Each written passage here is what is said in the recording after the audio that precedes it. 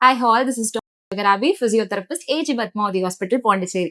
Pregnancy confirm ஆனதும் நிறைய பேருக்கு இருக்க சந்தோஷத்தை விட கன்ஃபியூஷன் அதிகமாயிடுது. கன்ஃபியூஸ் ஆகவே வேண்டாம், பிரெக்னன்சியை ஜாலியாக கொண்டு போங்க.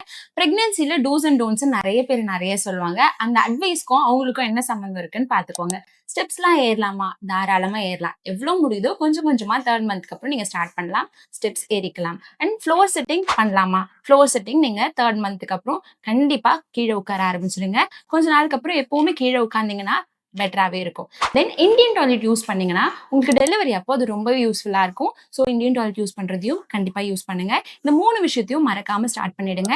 அண்ட் 38 வீக் ஆயிடுச்சு, உங்களுக்கு டெலிவரிக்கு இன்னும் ஒரு 10 நாள் இருக்கு, உங்களுக்கு பெயின் இல்லை டெலிவரிக்கான சிம்டம்ஸ் ஏதாவது தெரியுதுன்னா நீங்கள் ஹாஸ்பிட்டலுக்கு கால் பண்ணுறேன், அப்பாயின்மெண்ட் வாங்குறேன், டாக்டரை காண்டாக்ட் பண்ணணும்னு வெயிட் பண்ணவே வேண்டாம்.